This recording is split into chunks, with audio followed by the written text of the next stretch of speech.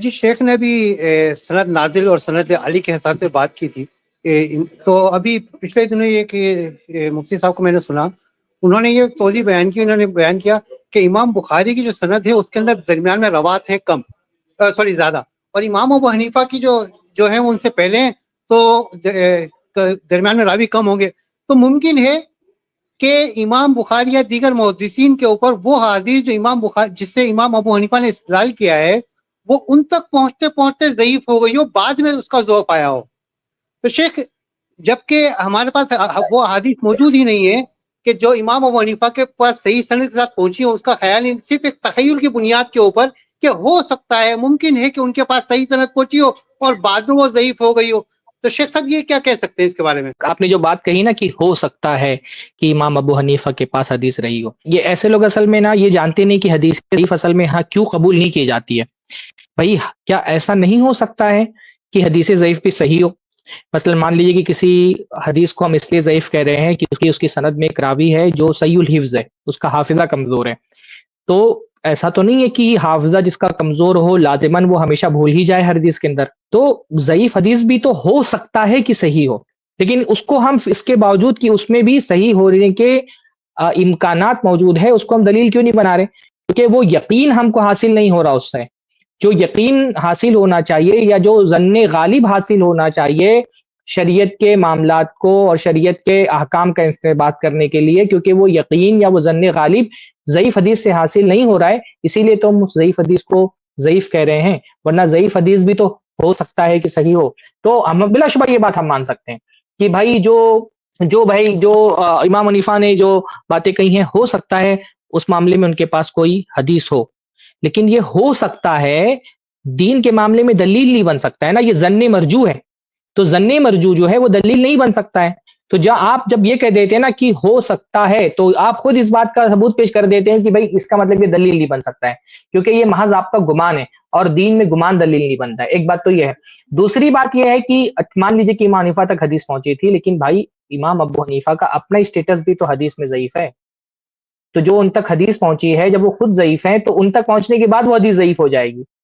جیسا کہ ابھی شیخ نے بتایا, بہت سارے امام بخاری نے امام حنیفہ کے بارے میں فرمایا سکت عنہ, امام مسلم نے فرمایا مضطرب الحدیث, امام نسائی نے فرمایا لیس بالقوی فی الحدیث, امام ابن سعد نے فرمایا کانا ضعیفا فی الحدیث. بہت سارے علماء کے اقوال ہے کہ میں نے بتایا شیخ البانی کی کتاب کی طرف آپ رجوع کر سکتے ہیں. تو وہ حدیث جہاں جو امام حنیفہ تک حدیث پہنچی تو وہ امام ابو حنیفہ خود ضعیف ہے نا, تو جب وہ خود ضعیف ہے تو وہ حدیث ویسے ضعیف ہو جائے گی.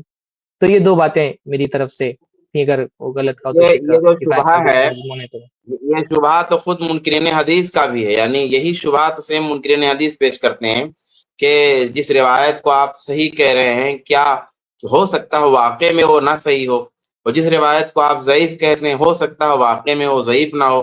تو یہ اگر اس طرح کا شبہ لے لیں گے تب تو دین میں جتنی بھی حدیثیں ہیں سب کو جو ہے ملغا کرنا پڑے گا, سب کو جو ہے ختم کرنا پڑے گا کہ اس کو کسی کو ہم تسلیم ہی نہ کریں. اور پھر تعجب کی بات یہ ہے کہ بھئی جو حضرات جو ہے اخبار احاد کو قبول نہیں کرتے ہیں بہت سارے مسائل میں, وہی حضرات جو ہے مسلک بچانے کے لیے پھر یہ کہتے ہیں کہ ہو سکتا ہے ضعیف ہے مگر صحیح رہی ہو. تو یہ یعنی تضاد ہے, ٹکراؤ ہے ان کی باتوں. دیکھیے مسئلہ یہ ہے کہ یہ بڑا دلچسپ اعتراض ہے.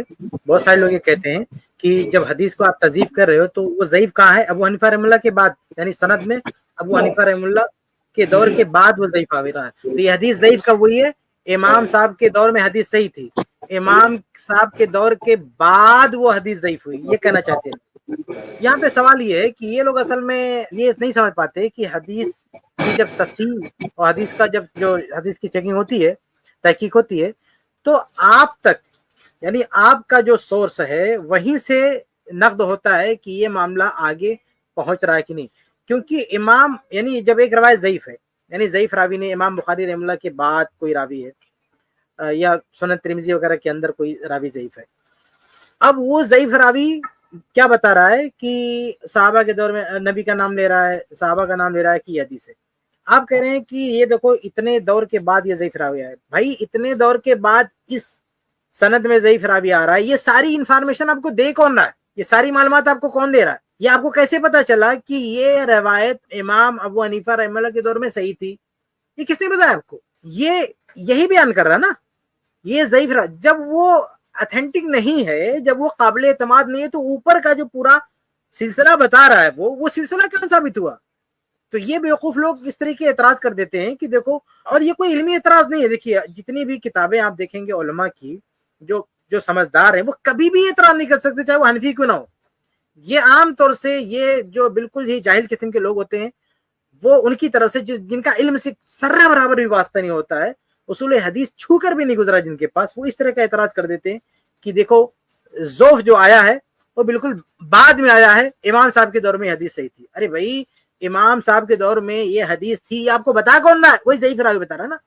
تو جب وہ ضعیف ہے تو اس جو انفارمیشن آپ کو دے رہا ہے, جو سند آپ کو بتا رہا ہے, جب وہ ثابت ہی نہیں ہے تو پھر یہ کیسے طے ہوگا کہ امام ابو حنیفہ رحمہ اللہ کے دور میں یہ روایت موجود تھی؟ آپ وہ سند دیکھ رہے ہیں کہ اللہ کے نبی صلی اللہ علیہ وسلم کا ذکر ہے, پھر صحابی کا ذکر ہے, صحابی کے بعد جو راوی ہے اس کا یہ سب سے کہا ہے, یہ ضعیف بات میرا بھائی, یہ سارا چین یہی کھڑا کر رہا ہے نا ضعیف راوی. یہ سب اسی لیے بہت, ورنہ آپ دیکھیں جو موضوع کذاب راوی ہوتا ہے, موضوع روایت بیان کرتا ہے, وہ کیا کرتا ہے؟ وہ صرف جو ہے یہ تھوڑی اپنے استاد کا نام گڑتا ہے, ارے وہ پورے سند گڑتا ہے, پورا متن گڑتا ہے. وہ یہ بات یاد رکھیں ہمیشہ, جو جھوٹا راوی ہوتا ہے وہ متن بھی بناتا ہے, سند بھی بناتا ہے, وہ دونوں بناتا ہے وہ. تو جب ہم ریجیکٹ کرتے ہیں تو ایسا نہیں کہ صرف متن کو ریجیکٹ کرتے ہیں, متن کو ریجیکٹ کرتے ہیں, اس کی پوری سند کو ریجیکٹ کرتے ہیں کہ اس آدمی نے چونکہ یہ متن اور متن سے جڑی ہوئی یہ سند اس آدمی کی بیان کرتا ہے اور یہ آدمی معتبر نہیں ہے, اس لیے اس کی بیان کردہ سند بھی مردود ہے اور اس سند سے جو جڑی ہے, جو متن جڑا ہے وہ بھی مردود ہے. تو ہمیشہ یہ نقطہ ذہن میں رکھیں کہ یہ جو حدیث کی تضعیف ہو رہی ہے اس کی بنیاد اسی ضعیف راوی پر ہے. ہاں ایسا کبھی کبھی ہوتا ہے کہ نیچے طبقے میں کوئی ضعیف راوی ہے, لیکن وہ جو متن بیان ہو رہا ہے وہ متن کسی اور سند سے موجود ہے جو بالکل سیف ہے, صحیح ہے, ثابت ہے, تب اس حدیث کو صحیح مانا جاتا ہے, کیونکہ اس کا سمجھیے یہ کہہ لیجیے کہ شاہد موجود ہے. پھر وہ ضعیف سے کوئی فرق نہیں پڑتا, بلکہ وہ کذاب بھی, جھوٹا بھی, تو بھی کوئی فرق نہیں پڑتا, سمجھ رہے, تب بھی کوئی فرق نہیں پڑتا, کیونکہ صحیح سند سے دوسرے ذرائع سے وہ روایت ثابت ہو چکی ہے.